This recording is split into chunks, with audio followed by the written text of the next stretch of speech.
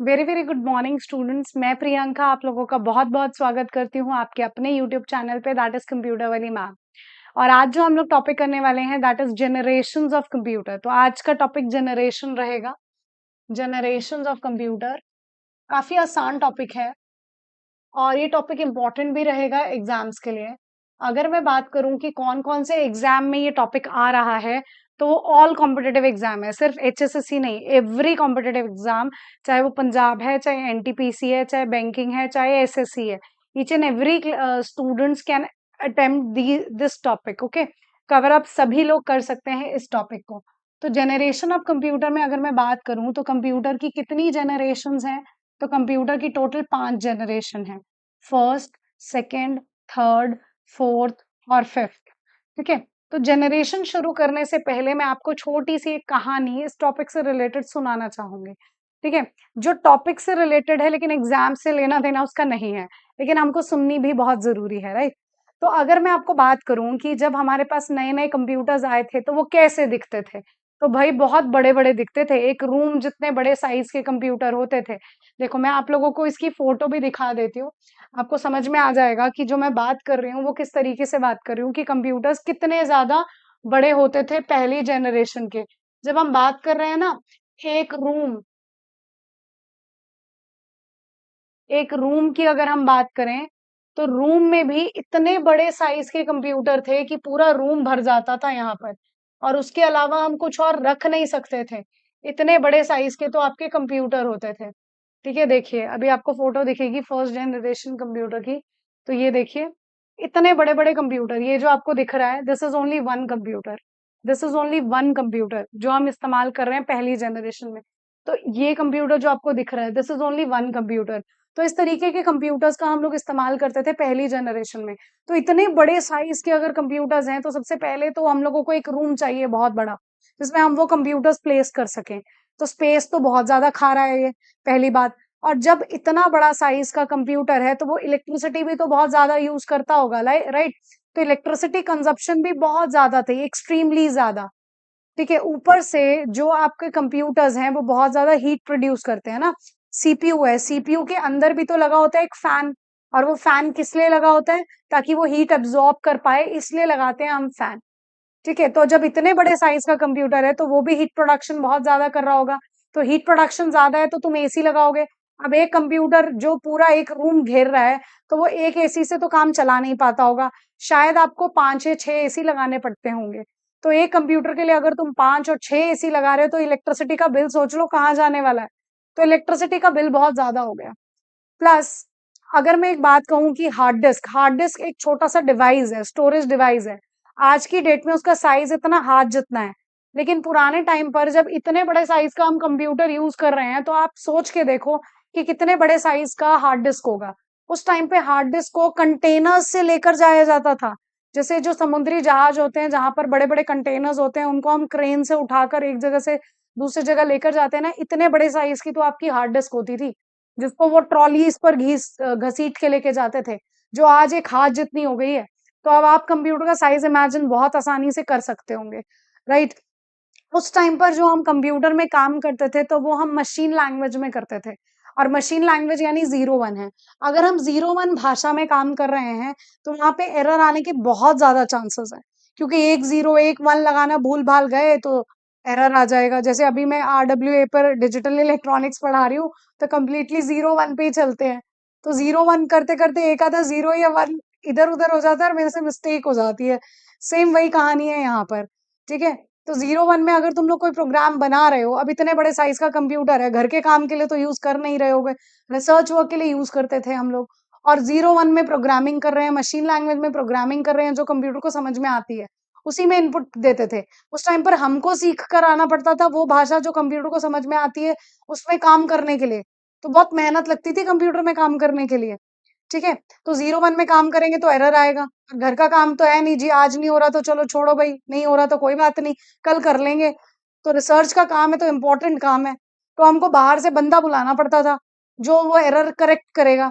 तो वो बंदा भी तो स्पेशलाइज पर्सन होगा, प्रोग्रामर होगा, दोस्त तो होगा नहीं हमारा कोई। भाई कहेंगे भाई यार तू हमारा ये काम कर दे पूरा, कोई बात नहीं, फ्रेंड है हमारा, पैसे वैसे नहीं लेगा, लेकिन ऐसा नहीं है। वो प्रोग्रामर था, जो आया बाहर से, जो मशीन लैंग्वेज सीखा सिखाया बंदा था, तो वो भी पैसे अच्छे खासे चार्ज करेगा। और इतना बड़े साइज का कंप्यूटर है तो बहुत सारे हार्डवेयर लगे होंगे। एक आधा कुछ इधर उधर गिर गया तो ढूंढते रह जाओ कौन सा हार्डवेयर गिरा था, कौन सा नट बोल्ट तार वार गिरी थी, वो ढूंढना भी मुश्किल। तो हीट प्रोडक्शन ज्यादा, स्पेस ज्यादा, हर चीज में प्रॉब्लम ही प्रॉब्लम है। प्लस और ज्यादा टेक्नोलॉजीज थी नहीं यहाँ पर। ठीक है, तो जैसे जैसे हम आगे बढ़ते चले गए वैसे वैसे नई टेक्नोलॉजीज आ गई और आज हम एआई तक पहुंच गए, हम रोबोटिक्स तक पहुंच गए, राइट। तो यही जनरेशन हम लोगों ने आज कवर अप करनी है, यही हमने पढ़ना है। तो हमारे पास कंप्यूटर की 5 जनरेशन है। और ये कब कब रही, ड्यूरेशन क्या है? तो ड्यूरेशन है, पहली जनरेशन 1940 से 56। देखो, ये जो मैं यहाँ पर जनरेशन्स की सीरीज लिखूंगी, ये हर जगह पर तुमको 1 आध 2 साल का फर्क मिलेगा। तो इसका मतलब ये नहीं है कि जो हम यहाँ लिख रहे हैं वो गलत है, या किसी और ने लिखा वो गलत है, नहीं। यहाँ पर थोड़ा सा कॉन्फ्लिक्ट है।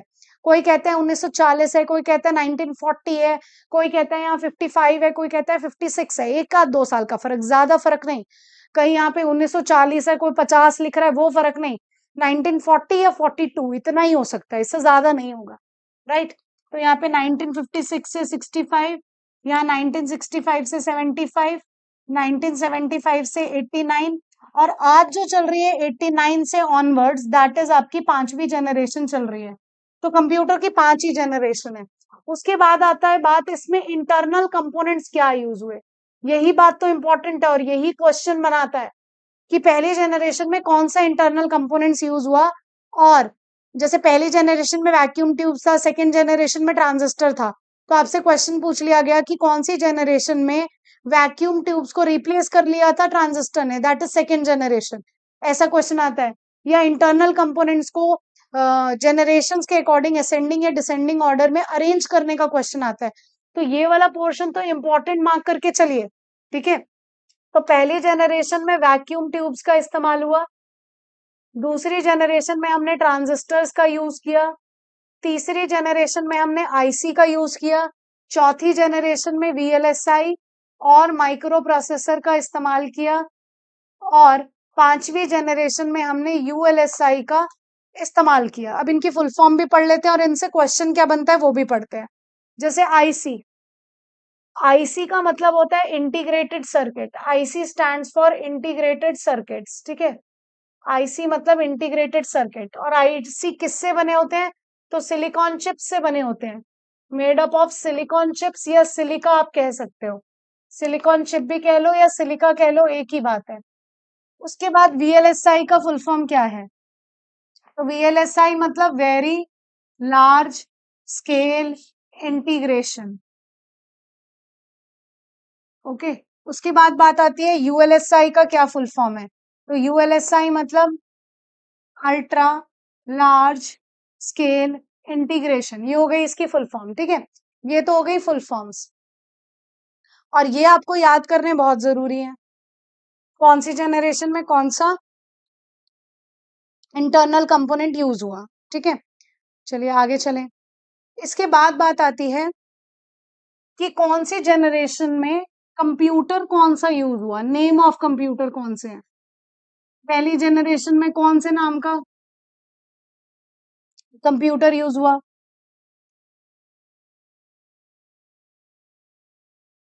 तो पहली जनरेशन में इनियाक, यूनिवैक, एडवैक और एडसैक, ये कंप्यूटर थे जो यूज हुए। इनकी फुल फॉर्म, इनके फाउंडर के नाम, ये क्वेश्चन आता है, अभी लिखेंगे हम लोग, ठीक है। तो ये आपकी पहली जनरेशन के कंप्यूटर के नाम है, ये पहली जनरेशन में यूज हुए, ठीक है। इसके बाद दूसरी जनरेशन में कौन से कंप्यूटर यूज हुए? तो दूसरी जनरेशन में यूनिवैक 1108, IBM 7094, इस तरीके के कुछ कंप्यूटर सेकंड जनरेशन में यूज हुए।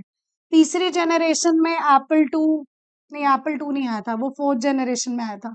तीसरी जनरेशन में आया IBM 360 सीरीज, 370 सीरीज, IBM के ही कंप्यूटर्स हैं। PDP 8, PDP 11, ये थर्ड जनरेशन में कंप्यूटर आए। ये बस कंप्यूटर के नाम है और कुछ नहीं है, कंप्यूटर के जस्ट नाम, जिसमें आप पहली जनरेशन का याद कर लोगे काफी है, क्वेश्चन हमारे कवर हो जाते हैं। चाहे बाकी याद ना करो तब भी काम चलेगा, ठीक है, कोई दिक्कत वाली बात नहीं है। चौथे में आ गए डेस्कटॉप, लैपटॉप। ठीक है, पहला, दूसरा, तीसरा, चौथा। ठीक है, एप्पल 2 भी लिखो। पांचवे में आ गए परम। परम था आपका सुपर कंप्यूटर। ठीक है, जो रिसर्च वर्क के लिए, वेदर फोरकास्टिंग के लिए, यानी मौसम की जानकारी के लिए हम यूज करते हैं। तो ये चौथी जनरेशन में यूज हुआ और ये पांचवी जनरेशन में यूज हुआ। ओके, तो ये आपके नेम ऑफ द कंप्यूटर थे जो इन इन जनरेशन में यूज हुए। अब ये वाले हैं मोस्ट इंपॉर्टेंट। इंपॉर्टेंट, इनके फुल फॉर्म, इनके फाउंडर के नाम से क्वेश्चन बनते हैं जो हमको पढ़ने हैं। तो सबसे पहले है इनियाक। इनियाक का फुल फॉर्म क्या होता है? इनियाक यानी electronic numerical integrator and computer, ये हो गया फुल फॉर्म। और ये आपका पहला इलेक्ट्रॉनिक कंप्यूटर था। पहला इलेक्ट्रॉनिक कंप्यूटर था। और इनियाक के दो फाउंडर थे, दो बंदों ने इसको बनाया था। पहले का नाम था जॉन वॉन न्यूमेन, दूसरे का नाम था जे प्रेस्पर एकरेट। ये दो फाउंडर्स थे। जे जॉन डब्ल्यू माउचली नहीं, जे प्रेस्पर एकरेट का नाम मेल कांस्टेबल में आया था एचएसएससी के पेपर में। एक मेल कांस्टेबल कैंसिल हुआ था ना, उसमें ये क्वेश्चन था। तो ये प्रीवियस ईयर क्वेश्चन है। इनियाक का फुल फॉर्म भी क्वेश्चन बनाता है, जो है electronic numerical integrator and computer. और ये पहला इलेक्ट्रॉनिक कंप्यूटर होता था जिसके दो फाउंडर हैं। एक का नाम है जे प्रेस्पर एकरेट और दूसरे का नाम है जॉन डब्ल्यू माउचली। दो फाउंडर हैं। ठीक है, और फाउंडर का क्वेश्चन तो एचएसएससी ने पूछा है।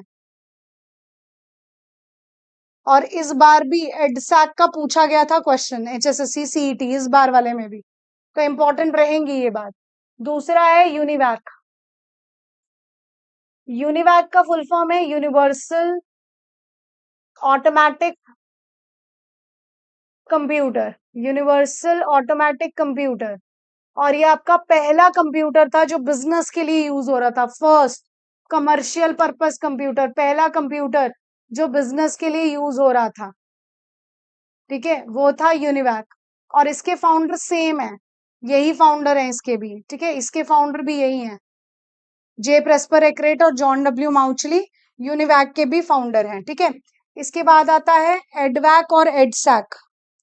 एडवैक और एडसैक। एडवैक की फुल फॉर्म लिखेंगे।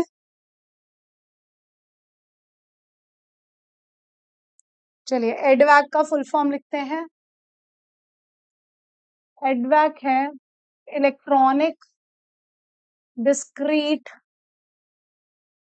Variable, electronic discrete variable automatic computer. Electronic discrete variable automatic computer, ये इसकी फुल फॉर्म है। ठीक है, और इसके फाउंडर भी सेम है।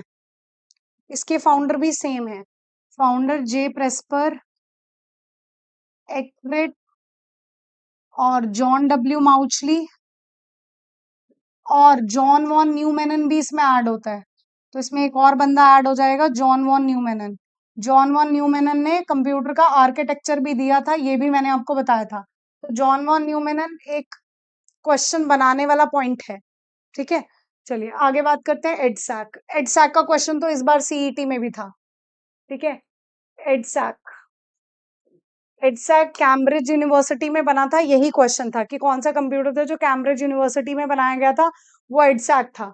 EDSAC is electronic delay storage automatic calculator. ठीक है, ये हो गया इसका फुल फॉर्म। तो ये हो गए आपके पहले जनरेशन के कंप्यूटर जिनके नाम आप लोगों ने जिनके फुल फॉर्म और फाउंडर का नाम आप लोगों ने याद करना है। ठीक है,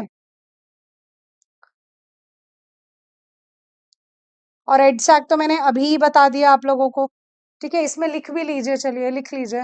इसका फाउंडर और यूनिवर्सिटी और कैम्ब्रिज था ना, वो मैं लिखवा ही देती हूँ तुम लोग को। मॉरिस वॉकीज, ये इसका फाउंडर है। और ये कहाँ बना था? उसकी टीम ने इसको university of Cambridge university of Cambridge में इसको बनाया गया था। ओके, तो ये हम याद कर लेंगे जरा कि EDSAC का फुल फॉर्म है electronic delay storage automatic calculator. और मॉरिस वॉकीज और उसकी टीम ने EDSAC को जब डेवलप किया था तो कब किया था? यूनिवर्सिटी ऑफ कैम्ब्रिज के अंदर डेवलप किया था। और ये यूनिवर्सिटी ऑफ कैम्ब्रिज वाला क्वेश्चन इस बार का CET क्वेश्चन है। तो अगेन जो हमने ये फुल फॉर्म्स लिखी हैं, ये फाउंडर के नाम लिखे हैं, ये HSSC ने क्वेश्चन बनाए हैं, तो ये इंपॉर्टेंट है। उसके बाद मैं कुछ IBM लिख रही हूँ ना, IBM 360 370। तो IBM क्या है? IBM एक मल्टीनेशनल कंपनी है जो सॉफ्टवेयर में डील करती है। पहली हार्ड डिस्क, पहली फ्लॉपी डिस्क, पहली CD DVD ये सब किसने बनाई है? तो IBM कंपनी ने ही बनाई है। और IBM का फुल फॉर्म क्या है? इंटरनेशनल बिजनेस मशीन, ये इसका फुल फॉर्म हो जाता है। ओके, और परम मैंने लिखा था। परम क्या है? परम आपका सुपर कंप्यूटर है जो रिसर्च वर्क के लिए और मौसम की जानकारी के लिए इस्तेमाल होता है। और आपका इंडिया का सबसे पहला सुपर कंप्यूटर का नाम था परम। ओके, ये चीजें हम लोग याद रखेंगे। अब परम सिद्धि भी है, प्रत्युष है, मिहिर है, ये नाम है कुछ, ये हमको याद रखने हैं। ओके, वैसे क्वेश्चन बनता नहीं है, कोई बात नहीं, लिव इट। इतना ही बहुत है कि रिसर्च वर्क के लिए कौन से कंप्यूटर यूज हो रहे हैं। एक पॉइंट इंपॉर्टेंट रहता है सुपर कंप्यूटर का, यहीं पर बता देती हूँ मैं। सुपर कंप्यूटर को किस में नापा जाता है? यूनिट क्या है इसकी? यूनिट है इसकी फ्लॉप, फ्लॉप्स। फ्लॉप्स का फुल फॉर्म होता है फ्लोटिंग पॉइंट ऑपरेशन पर सेकेंड। ये क्वेश्चन भी बन जाता है, ठीक है, बना भी है एग्जाम में।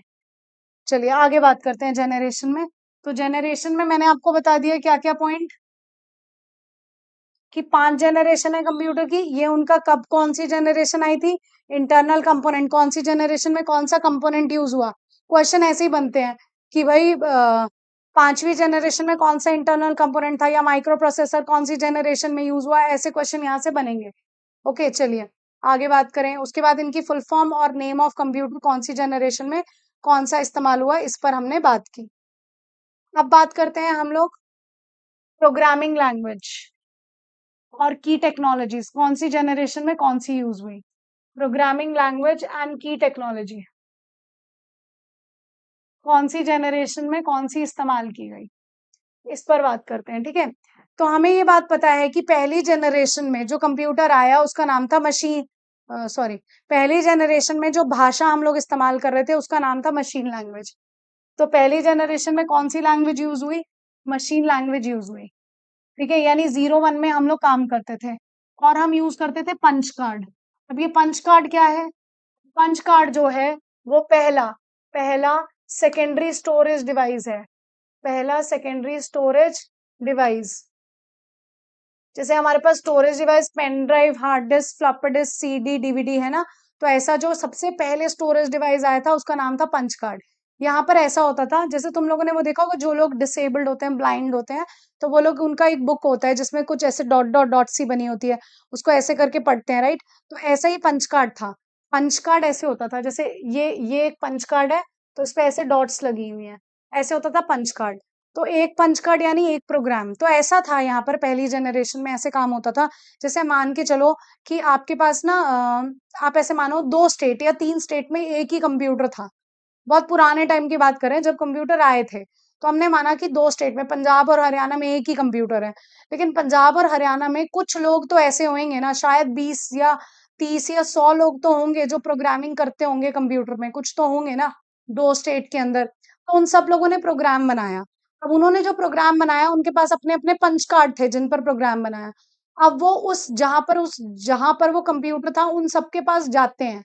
जहां पर वो 2 स्टेट में एक जगह कंप्यूटर है ना, तो वो 100 लोग उनके पास गए हैं जब भी उनका प्रोग्राम बन जाता है, कि भाई इसको सॉल्व कर देना, इसका रिजल्ट हमें बता देना, क्योंकि कंप्यूटर तो एक ही है ना, इसलिए। तो जब उनके पास लेकर गए वो पंच कार्ड, तो उसने ना रख लिया संभाल के, 100 लोगों के पंच कार्ड आ गए इतने सारे। ऐसा तो है नहीं कि एक बंदे ने एक ही प्रोग्राम किया होगा, जब इतनी दूर जाना है उसने, तो शायद 5-10 प्रोग्राम तो बनाए होंगे ना, कि जब इनका रिजल्ट आएगा तो वापस भी तो लेने आना है। और ये वो वाला टाइम था, कबूतर जा जा वाला टाइम, ठीक है, चिट्ठी लेके जाओ जी कबूतर जी, वो वाला समय था ये वाला। अभी वाला समय नहीं है जो फटाफट से फोन किया, फटाफट से व्हाट्सएप किया, इधर से उधर मैसेज चला गया, फॉरेन में भी हमने बात कर ली, वो वाला समय नहीं था। उस टाइम पे चिट्ठी वाला समय था, मतलब इतनी देरी लगती थी। तो हम अपना प्रोग्राम यानी पंच कार्ड लेकर पहुंचे जहां पर कंप्यूटर था, उसको हमने अपना प्रोग्राम यानी पंच कार्ड दिया और उसने कहा जी जब रिजल्ट आ जाएगा हम आपको फोन करके बुला लेंगे, आ जाना। फोन तो था नहीं उस टाइम पे, चिट्ठी थी, जब पहुंचेगी फिर तुम आओगे, फिर रिजल्ट उठाओगे, सही है नहीं है, तो बहुत ज्यादा टाइम कंज्यूमिंग था, ऐसे काम किया जाता था। लेकिन हमारा क्वेश्चन क्या है कि पंच कार्ड क्या है, पहला सेकेंडरी स्टोरेज डिवाइस, बैंकिंग में क्वेश्चन आया था, पहला सेकेंडरी स्टोरेज डिवाइस कौन सा है, जो है पंच कार्ड। ठीक है, चलो ये पहली जनरेशन का था, ये फर्स्ट जनरेशन का था। ठीक है, अब आते हैं सेकेंड जनरेशन में। सेकेंड जनरेशन में हमने असेंबली लैंग्वेज यूज की। अब असेंबली लैंग्वेज आप में से किसी को पता नहीं होगी तो मैं बता देती हूँ। असेंबली लैंग्वेज में हम लोग 0 1 की जगह अब निमोनिक कोड्स यूज करते हैं। अब ये निमोनिक कोड्स क्या हो गए, निमोनिक कोड्स यानी अगर आपको ऐड करना है तो आप ADD लिखेंगे, मूव करना है तो MOV लिखेंगे, एग्जिट करना है तो EXT लिखेंगे। इस तरीके कोड्स को निमोनिक कोड्स कहते हैं। तो मुझे तो बात समझ में आने लगी, मेरे लिए 0 1 से ये चीजें आसान है, लेकिन कंप्यूटर को थोड़ी समझ में आएगा ये बात। कंप्यूटर को तो ये आता ही नहीं, कंप्यूटर को तो आज भी नहीं आता समझ में जो हम इनपुट कराते हैं। तो हम ट्रांसलेटर्स का यूज करते हैं, तो ट्रांसलेटर्स यूज होते थे उस टाइम पर। ठीक है, चलिए, तो निमोनिक असेंबली लैंग्वेज हमने यूज की, और हमने क्या यूज किया यहाँ पे, मैग्नेटिक टेप। मैंने आपको सेकेंडरी स्टोरेज डिवाइस पढ़ाया था, उसमें मैग्नेटिक टेप पढ़ाया था। मैग्नेटिक टेप क्या होती है, पुराने टाइम पे जो कैसेट यूज करते थे, और इसमें सिक्वेंशनली एक्सेस होता था 1 by 1, ऐसा मैंने आपको पढ़ाया था, राइट। चलिए, दोबारा बताने का मतलब नहीं है। तीसरी जनरेशन में क्या हुआ, अब देखो, तीसरी जनरेशन में हाई लेवल लैंग्वेज आई, लेकिन कौन सी आई भाई हाई लेवल लैंग्वेज, कबोल और फॉर्ट्रान जैसी आई। अब ये कबोल और फॉर्ट्रान जैसी भाषाएं कौन सी हैं, क्वेश्चन बनते हैं इनसे भी। चलो, कबोल और फॉर्ट्रान पढ़ें जरा। कबोल और फॉर्ट्रान दोनों भाषाओं के नाम है, लैंग्वेजेस के नाम है। कबोल का full form is common business oriented language, common business oriented language. और इसका इस्तेमाल हम किस लिए करते हैं, यूज्ड फॉर कमर्शियल या बिजनेस पर्पस, बिजनेस पर्पस या कमर्शियल पर्पस के लिए इस्तेमाल करते हैं। इस बात का क्या मतलब है, तो यहाँ पे जब हम बिजनेस की बात कर रहे हैं तो वो बिजनेस नहीं कि हम एक रूम में एक लैपटॉप के साथ बिजनेस चला रहे हैं बहुत बड़ा, नहीं। बिजनेस उस टाइम पर मतलब था बहुत बड़ी इंडस्ट्री, बहुत सारे लोग, बहुत सारे पीसीज, ये मतलब होता था बिजनेस का। तब हम लोग कबोल का इस्तेमाल करते थे। ठीक है, और एक लैंग्वेज है फॉर्ट्रान। फॉर्ट्रान का क्वेश्चन HSSC ने पूछा है। फॉर्ट्रान का फुल फॉर्म जो है फॉर्मूला ट्रांसलेशन, और ये किस लिए यूज होती थी, रिसर्च वर्क के लिए यूज होती थी, और ये रिसर्च वर्क के लिए यूज करते थे हम लोग, यूज फॉर रिसर्च वर्क। ठीक है, चलिए, तो इस तरीके से ये लैंग्वेजेस हमारे पास आई थी तीसरी जनरेशन के अंदर। और हम क्या यूज कर रहे थे, मैग्नेटिक डिस्क। मैग्नेटिक डिस्क के अंदर फ्लॉपी डिस्क और हार्ड डिस्क आती है, जो मैंने सेकेंडरी मेमोरी में पढ़ा दिया है आप लोग को। ठीक है, तो जिन लोगों ने नहीं देखा है सेकेंडरी मेमोरी वाले टॉपिक्स देख लेंगे आप लोग, मैंने पढ़ा दिया है मेमोरी टॉपिक कंप्लीट।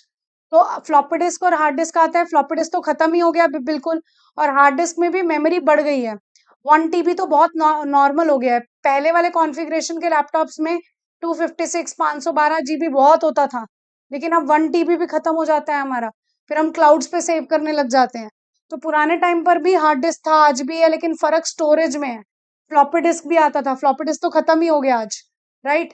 चलिए, तो चौथी जनरेशन में कौन आ गया, चौथी जनरेशन में भी हाई लेवल लैंग्वेज आई, लेकिन वो हाई लेवल लैंग्वेज कौन सी थी, सी और C++, यानी हमारे घरों में कंप्यूटर आ गए थे अब।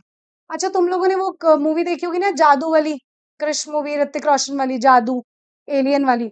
तो उसमें वो कंप्यूटर तुमको याद है, जिसमें वो टैप करता था, फिर उसके बाद वो जादू एलियन उनसे कांटेक्ट करते थे, राइट। वो वाला पीसी देखा था ना आप लोगों ने, वो आपका तीसरा जनरेशन का कंप्यूटर था, जिसमें कंप्यूटर जुड़ा हुआ है कीबोर्ड के साथ, राइट। वो तो यानी तीसरी जनरेशन में हमारे पास कीबोर्ड, माउस और मॉनिटर भी थे। यहाँ से एक क्वेश्चन बना था एग्जाम में, तभी मुझे याद आया कि तीसरी जनरेशन में कीबोर्ड और माउस के साथ और क्या चीज आई थी। तो ऐसा क्वेश्चन था जिसमें ऑप्शन में करेक्ट आंसर था मॉनिटर। ओके, चलिए, तो फोर्थ जनरेशन में हाई लेवल लैंग्वेज आई सी और सी प्लस प्लस वाली। फोर्थ जनरेशन वो थी जब हम लोग को डब्बे वाले कंप्यूटर हमने देखे होंगे।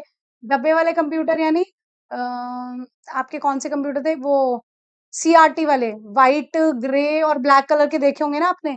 सीआरटी वाले मतलब ऐसे ऐसे वाले होते थे ना, वो वाले जो बड़े से होते थे इस तरी, ऐसे और ऐसे से थे ब्रॉड से। वो वाला टाइम था आपका फोर्थ जनरेशन, जिसमें हम यूज करते थे पेंटियम सीरीज। अब ये पेंटियम सीरीज क्या है? पेंटियम सीरीज प्रोसेसर के नाम है। जैसे आजकल हम इंटेल कोर के यूज करते हैं ना, i5 i7, ये वाले प्रोसेसर राइजन ये यूज करते हैं। उस टाइम पे जो प्रोसेसर थे वो पेंटियम सीरीज था। उनकी सीरीज थी P1 P2 P3 P4। तो ये प्रोसेसर के नाम है, ये यूज कर रहे थे। और क्या यूज कर रहे थे? Semiconductor memory. सेमीकंडक्टर मेमोरी, और सेमीकंडक्टर मेमोरी कौन होती है? रैम और रोम। ये मैं बता चुकी हूँ आप लोग को, ठीक है, जब मैंने मेमोरी टॉपिक पढ़ाया है। तो अब रैम में भी तो इजाफा हुआ है ना। मेरा बहुत पुराना लैपटॉप था, उसको मैंने देखा, उसकी कॉन्फ़िगरेशन चेक करी मैंने। उसमें उस टाइम पर मैं बहुत अच्छी कॉन्फ़िगरेशन में वो लैपटॉप लेकर आई थी। उसमें 512 जीबी हार्ड डिस्क है, i3 प्रोसेसर है।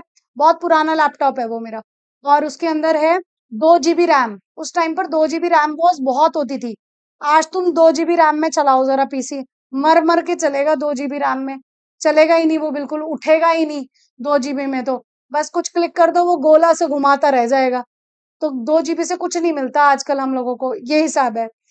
ठीक है, तो सेमीकंडक्टर मेमोरीज आ गई इस टाइम पर हमारे पास फोर्थ जनरेशन में, जिसमें रैम और रोम था।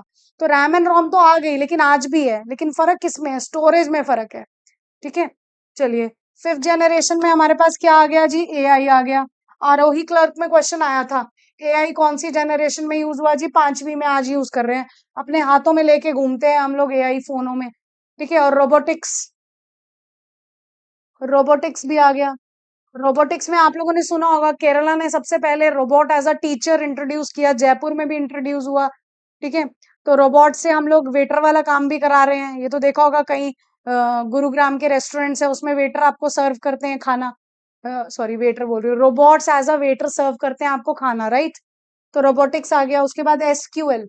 एसक्यूएल का फुल फॉर्म नोट करेंगे, इंपॉर्टेंट है ये भी। एसक्यूएल यही लिख देती हूँ। एसक्यूएल यानी structured query language. Structured query language, SQL मतलब स्ट्रक्चर्ड क्वेरी लैंग्वेज। देखो, एसक्यूएल कौन है? डाटाबेस। डाटाबेस यानी लार्ज अमाउंट का डाटा। आज की डेट में डेटा इज वेरी इंपॉर्टेंट। ठीक है, हमारा फोन देख लो, 1 TB भरा पड़ा होगा फोन में। अगर मैं 1 TB लेकर आई हूँ, क्लाउड्स में सेव कर रहे हैं, क्लाउड्स भर गए, दूसरा क्लाउड पे सेव कर रहे हैं। ठीक है, वन ड्राइव यानी सेव कर रहे हैं हम लोग। यही तो चीजें है ना। तो यानी उन डाटा को एक्सेस करने के लिए, इस्तेमाल करने के लिए एक लैंग्वेज की जरूरत है, दैट इज एसक्यूएल। ओके, उसके उसके बाद internet based technologies. Internet based technologies. अब इंटरनेट, इंटरनेट में जी, हम इंडिया तो इतना बड़े नहीं है, हम उसी में खुश हो जाते हैं। अच्छा, हम 5G तक आ गए हैं, हम बहुत खुश हैं, इंडिया 5G तक पहुंच गए। भाई जापान वाले देखो, रिकॉर्ड बनाया है अभी एक सेकंड के अंदर 50,000 मूवीज डाउनलोड करने का। वो कहाँ तक पहुंच गए इंटरनेट में? हम कहाँ तक पहुंचे इंटरनेट में? कहीं नहीं। हम लोग कह रहे हैं we are digital India, we are digital India. कहाँ का डिजिटल इंडिया? सिर्फ पेमेंट टर्म में डिजिटल इंडिया हुए हो तुम लोग। और कहाँ हुए हो डिजिटल इंडिया, बताओ। टिकटॉक बंद हुआ तो, टिकटॉक हमारा था भी नहीं वैसे। ठीक है, टिकटॉक था भी चाइना का। बंद हो गया तो हम लोग जी यूट्यूब पे भाग कर आ गए, या इंस्टा पे भाग कर आ गए। जिस दिन इंस्टा बंद हो गया, यूट्यूब बंद हो गया, तो वो भी हमारा नहीं है। ठीक है, वो भी गूगल का है, हमारा तो है नहीं है। फिर हमें अपना ढूंढना पड़ेगा। व्हाट्सएप भी हमारा नहीं है, स्नैप भी, कुछ भी हमारा नहीं है। तो हम डिजिटल काहे के? सिर्फ एक डिजिटल टर्म हम लोग पेमेंट की टर्म्स में, और कहीं पर डिजिटल नहीं है हम लोग। तो डिजिटल इंडिया पूरी तरीके से हम नहीं हुए। तो इंटरनेट बेस्ड टेक्नोलॉजीज में, इंटरनेट में बहुत बड़ा फर्क जरूर आया है। ठीक है, हम 5G तक पहुंचे हैं। पहले हम BSNL यूज करते थे, अब ऑप्टिकल फाइबर यूज कर रहे हैं। तो इंटरनेट की स्पीड में इजाफा हुआ है। तो ये था आपका पूरा जनरेशन टॉपिक, जहां पर क्वेश्चंस बन जाते हैं। टॉपिक इंपॉर्टेंट है, क्वेश्चंस मैंने आपको डिस्कस भी कर दिए, सीएटी के पेपर में भी आए हैं। ठीक है, तो इंपॉर्टेंट रहेगा ये टॉपिक। तो अगर आपको ये सब अच्छा लग रहा है तो do subscribe my channel again, and अगर ये काफ़ी अच्छा चल रहा है आप लोगों के लिए और इम्पोर्टेंट है, फ्रूटफुल है, तो do share my channel as well with your friends, okay? ताकि वो भी जॉइन कर सके और मैं भी ग्रो कर सकूँ, क्योंकि बिकॉज़ मैं आप लोग को फ्री ऑफ कॉस्ट ये सब पढ़ा रही हूँ, राइट? तो मैं भी चाहती हूँ मेरी मोटिवेशन के लिए मेरा चैनल भी ग्रो करे, राइट? मेरे पास भी सब्सक्राइबर्स हों बहुत सारे। इसलिए do subscribe my channel plus share with your friends, okay? Thank you so much.